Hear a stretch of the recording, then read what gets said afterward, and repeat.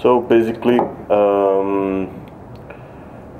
we are going to look mainly in this second part about how to handle some locking problems that can arise in the kernel. Here are described two kinds of problems you can get with locks that are pretty much common. First one, it's called lock order reversal, where you have, for example, a thread which owns a lock called, for example, L1, and another thread B, which owns the lock L2.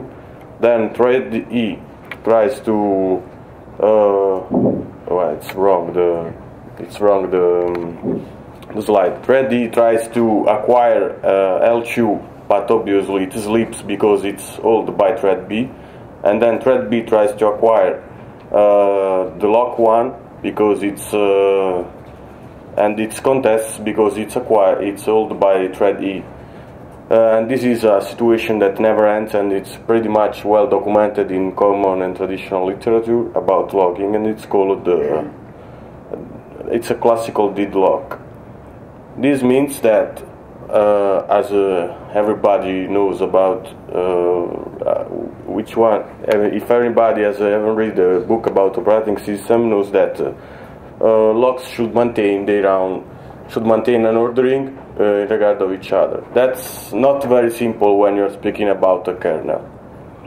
From this point of view, the fact that we have three kinds of classes about locks, it's going to help, because you are never going to mix two different locks. For example, a spin lock and a mutex.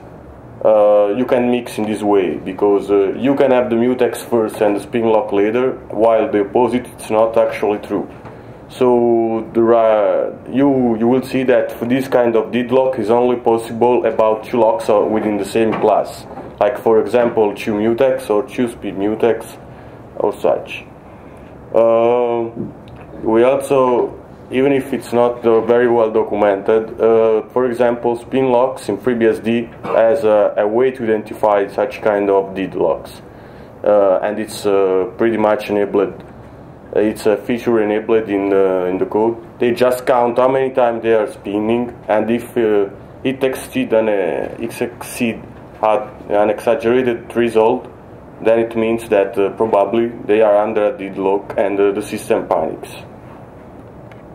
Another common problem about locking is when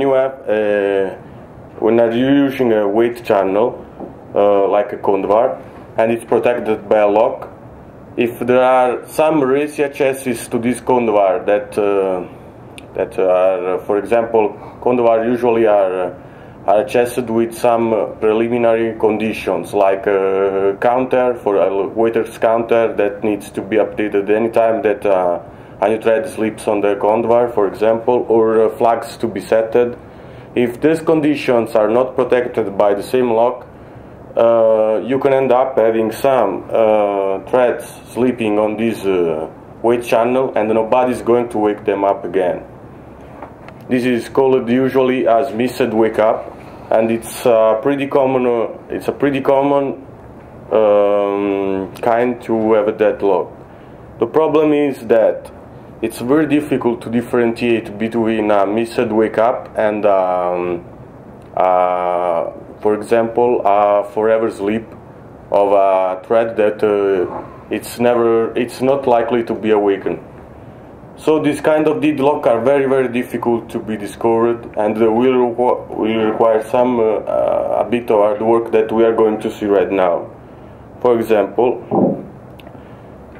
using some kernel systems and some things integrated into the debugger. In FreeBSD, we have quite a lot of good mechanisms in order to cope with kernel problems. The first one, and the most important, is called witness. Witness has been introduced while SMPNG, and it has been rewritten in the recent past, mainly by a contribution of AsiaBSDCon that contributed back the rewrite of witness. This subsystem, It's very important because it tracks down exactly every order of the logs, so that if there is an ordering violation like a lore, it's going to tell to the system. You can even set him in order to panic directly if it finds some deadlock, some possible deadlocks. And another important feature it has is that it could keep track of readers in read-write log, for example. Doing that will help him identify deadlocks possible even on this path, on the reader's path. We could say that witness is pretty easy, so activating it in your production system is never an option. It's mainly used when you are going to develop a new feature in the kernel and you are going to test it heavily, in particular if it has some handwork about logging. We could also tell that with the new code provided by Isilon and the Nokia, basically the overhead by witness is greatly reduced to about 1/10 part of what we had before. Witness, for example, is very important for tracking down lore, but it's also not very good at for example, trying to help you in the case of lost wake-ups, because for its nature mainly. It has a very good integration with the DDB debugger, and basically it's in the 8th release of FreeBSD. It will have new features that help you to print out backtraces of the lore, of the contesting threads on the lords, of the bot of the orderings, and it shows some graphs about the lock orderings, so that even from the user space, without the necessity to go in the kernel debugger, you can look at its output.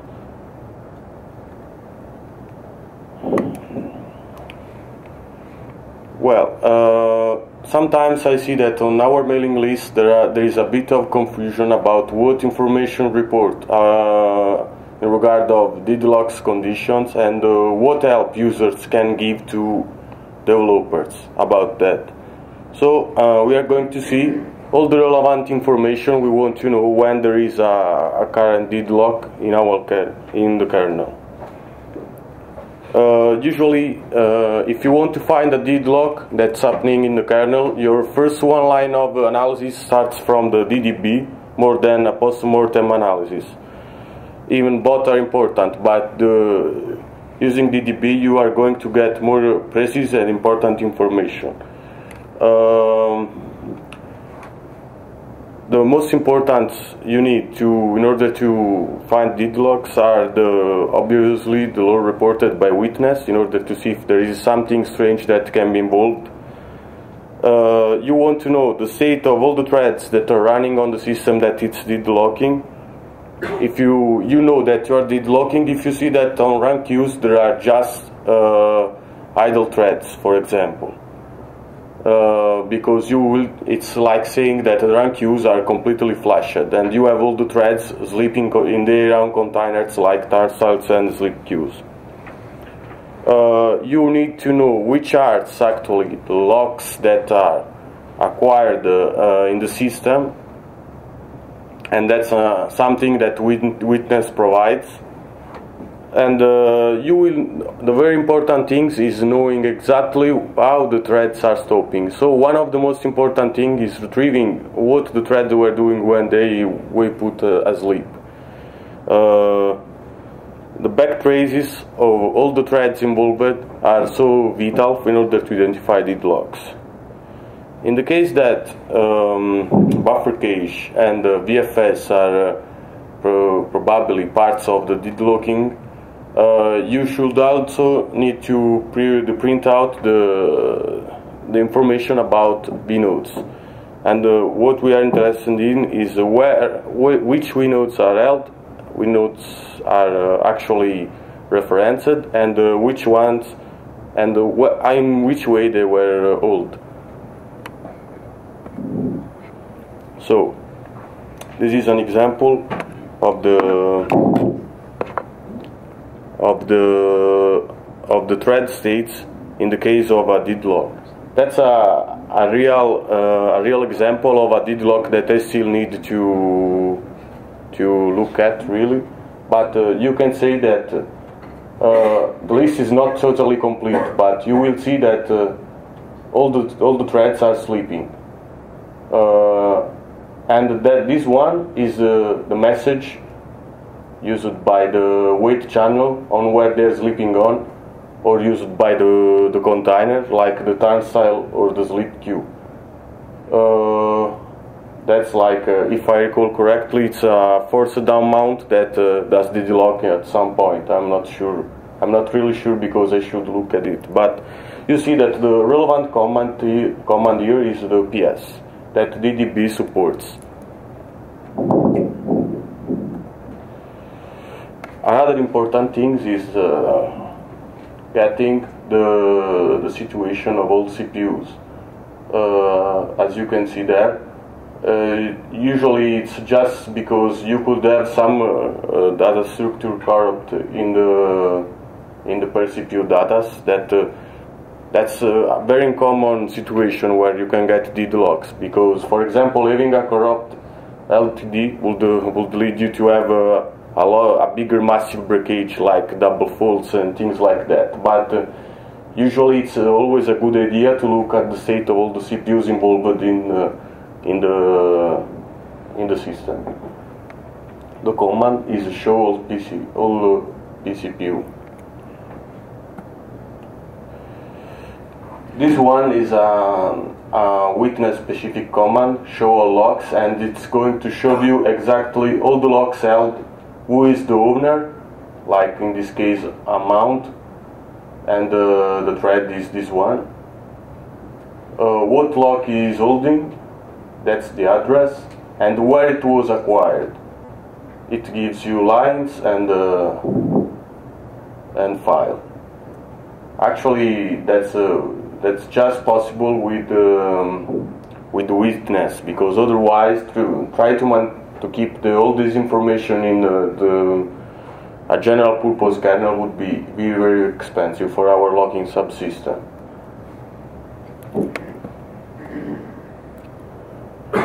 Then the most important thing is the backtrace for any thread.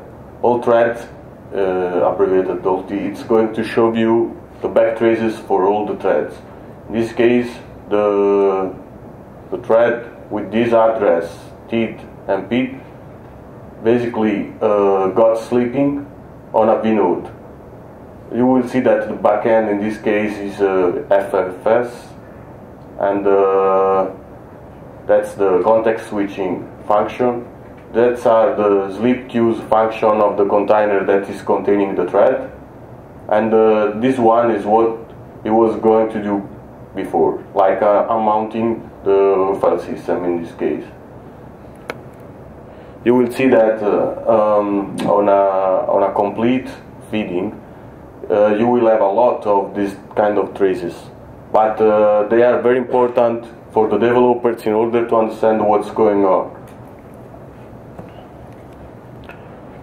And this one are the locked vnodes that are also very important when a deadlock happens in VFS on the buffer cache. You will see that these are the ref counts linked to vnodes. They are specific to some handling of the vnodes, like recycling and completely freeing. That's the mount point for the vnodes, that where the vnodes belongs, and that's the backtrace of what happened when the vnode was acquired. You can see that this command gives you also information about the lock linked to the vnode. For example, tells you that The lock is held in exclusive mode, and it has some shared waiters on its queues.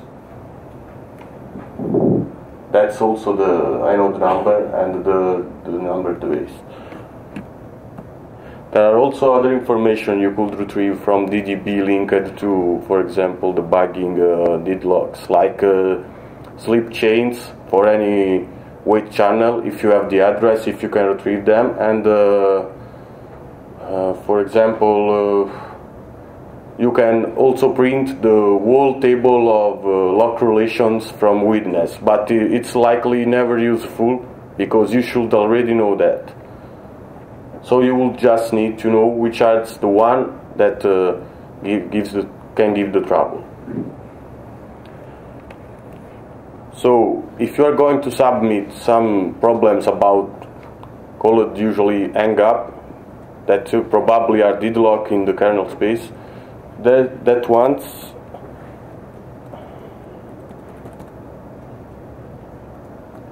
are the information that we actually need.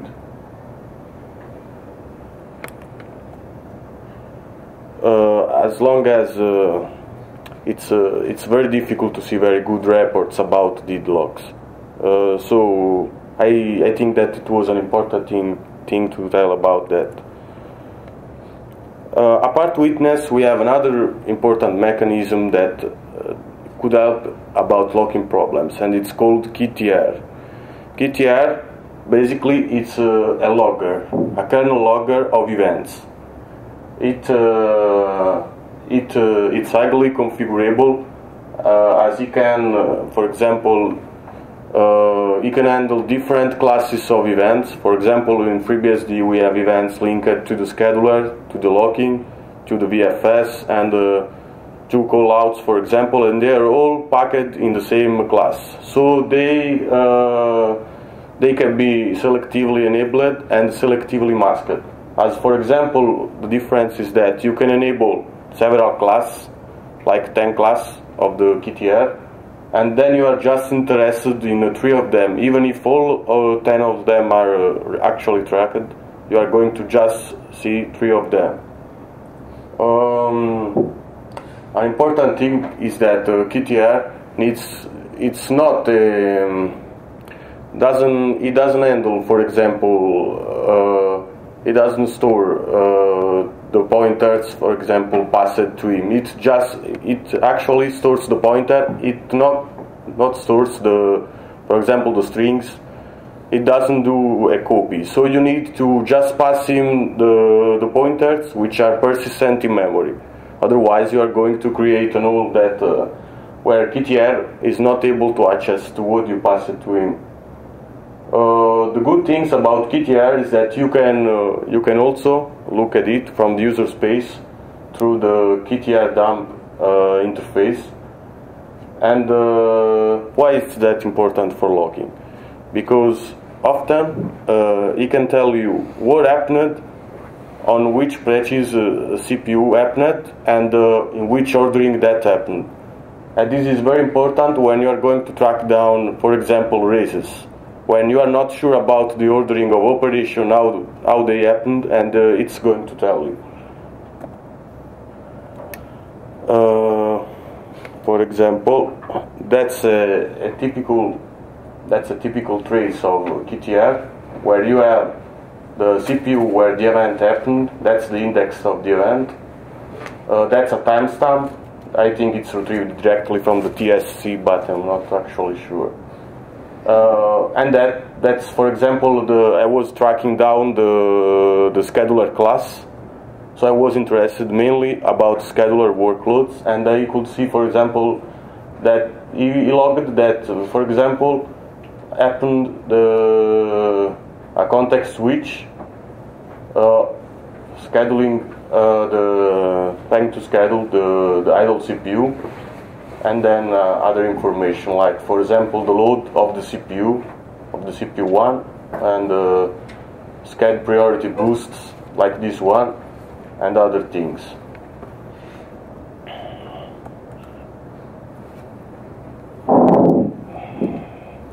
enable it with the option KTR, but you are going to handle carefully, for example, an option I didn't include here, which is the length of the buffer it uses to store the pointers. It's called KTR entries, and you should specify an IF entry to have reliable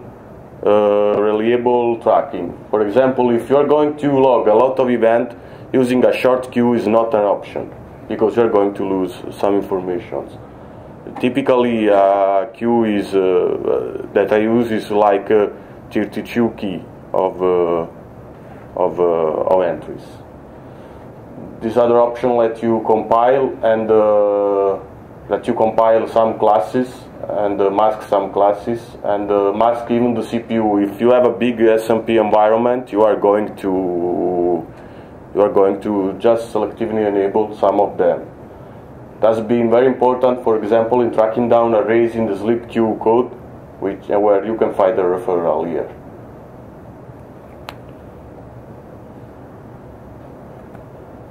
So I will spend the last time of the speech speaking about possible improvements to our locking system, which is not very banal. Well, I think that actually our locking system is pretty complete, but it's also pretty confusing for newcomers, and it's not very highly documented. So maybe we should invest a good bit of time about documentation. As you can see even in this presentation, which is not very huge, there are a lot of things to say and a lot of things that are not very simple to understand, in particular for people which just need to do simple tasks. For example, I saw a lot of guys coming from Linux world wanted to use actually spin locks for anything. It's obvious that they are missing something of our architecture. From a just technical point of view, it would be very good if you would be able to remove legacy support and overriding support. For example, we have lockmgr and SX locks, which are both locks of the kind read-write and are both served by sleep queues. They have some differences, obviously, but mainly we could merge the missing bits and just use one of the two interfaces.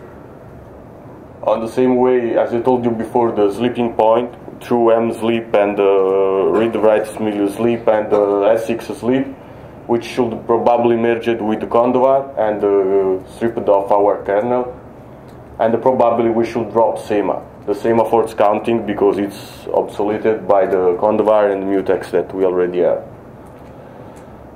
From a strong technical point of view, what we'll try is, as you could see, we spend a lot of optimization on our blocking primitives, but very few on our spinning primitives, for example. That's because, obviously, blocking primitives are our first choice, but spin locks could be improved too. Like, for example, techniques called back-off algorithm and quad spin locks. I have a patch for that, but I would really need to test it and to tune it on a big SMP environment like 32 cores that I still hadn't like to handle. Quad spin locks are, I'm not sure if you are familiar with such algorithms. Basically, back-off algorithm tries to reduce the cache pressure on the threads contesting on the lock by giving a time where instead than spinning on the lock, you get spinning on a local variable which is not shared between the threads, and the time spent on that local variable increases if there aren't any with passing of time, I will tell. Another interesting thing would be benchmarking with different wake-up algorithms for blocking primitives. We have a standard algorithm for that, which has proven to be quite good, but actually we have not confrontation with other kind of wake-ups, which can be more with an higher overhead, but could give benefits in the terms of a big SMP environment. And another thing that would be very interesting to fix is the priority inversion problem in case of read locks. There is an approach called domino record that I implemented in FreeBSD, but I saw that it's pretty heavy for our fast path. In FreeBSD, all our locking primitives are broken in fast and added to path, where the fast path is often just a single atomic operation, and if it fails, it falls down in the hard path and tries to do all the handover work of the turnstiles or slip queues. In this case, the owner of record technique was going to make the fast path too heavy. It just considers the readers like if they are one, and which can switch in and switch out, and it practically just lends the priority to this owner of record, which saved us its write lock. Another important thing, obviously, that we mentioned before is it's improving locking, where not the optimum approach is chosen. We see a lot of parts where probably the primitives chosen by the developers are not the most suitable one, and we should switch to the right one. Like, for example, indiscriminated usage of the spin locks or of the blocking primitives, just to handle cases like that, like the one we saw before about the malloc that needs to sleep. Questions?